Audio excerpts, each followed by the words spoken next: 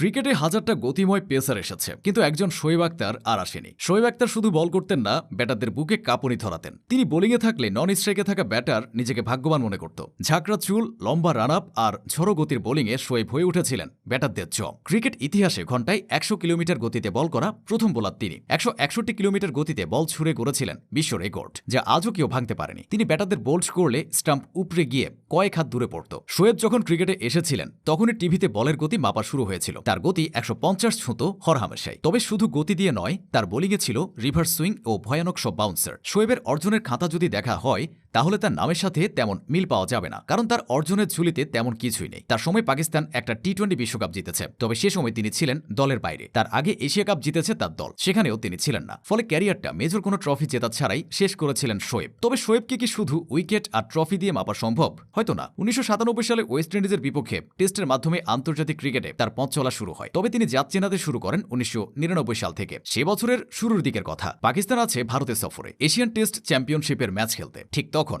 রথী মহারথীদের পেছনে ফেলে সব আলো কেড়ে নিয়েছিলেন এক 24 বছর বয়সী যুবক। সেই যুবকটাই শোয়েব আখতার। এশিয়ান টেস্ট চ্যাম্পিয়নশিপে ভারতের বিপক্ষে ওই ম্যাচে তিনি 8 উইকেট নিয়েছিলেন। ইডেন গার্ডেন্সের লাখো দর্শকদের স্তব্ধ করে দিয়ে দুর্দান্ত এক ইয়র্কারে উপড়ে নিয়েছিলেন সচিন টেন্ডুলকারের স্ট্যাম্প। এর আগের বলে একই রকম এক বলে বোল্ড করেছিলেন দ্য ওয়াল খ্যাত রাহুল দ্রাবিড়কে। শুরুতে যেটা বলা হয়েছে, শোয়েবের উইকেট নেওয়ার ধরনটাই এমন ছিল। শোয়েব তার ক্যারিয়ারে বড় মঞ্চে এভাবে জ্বলে ওঠার কৃতিত্ব দেখিয়েছিলেন বহুবার। 1999 বিশ্বকাপের কথাই ধরা যাক। 16 উইকেট নিয়ে তিনি ছিলেন সে আসরে দলের দ্বিতীয় সেরা বোলার। সে বিশ্বকাপে তার চেয়ে বেশি উইকেট পেয়েছিলেন মোটে 5 জন। পাকিস্তান যে ফাইনাল খেলেছিল তাতে বিশাল অবদান ছিল শোয়েবের। 2 বছর পর 2001 সালে তিনি আরেকটা আইকনিক পারফরমেন্স করেছিলেন। লাহোরের পাটা উইকেটে কিউইদের বিপক্ষে তুলেছিলেন গতির ঝড়। ইনজাম আহমেদ 329 রানের অতি মানবীয় ইনিংসের পর শোয়েব 8.2 ওভারে তুলে নিয়েছিলেন নিউজিল্যান্ডের 6টি উইকেট, আর তাতেই 73 রানে অল আউট হয়ে গিয়েছিল কিউইরা। পাকিস্তানের ইনিংস ব্যবধানে জয়ের ম্যাচের সেরা খেলোয়াড় ইনজাম আহমেদ ছিলেন। তবে লাহোরের ওই ব্যাটিং স্বর্গে কিউই ব্যাটিং লাইনআপকে ঘুরিয়ে জয় তুলে নেওয়ার অসাধ্যটা করেছিলেন আসলে শোয়েবই। তিনি কিন্তু ক্যারিয়ার জুড়েই এমন সব অসাধ্য সাধন করে গেছেন,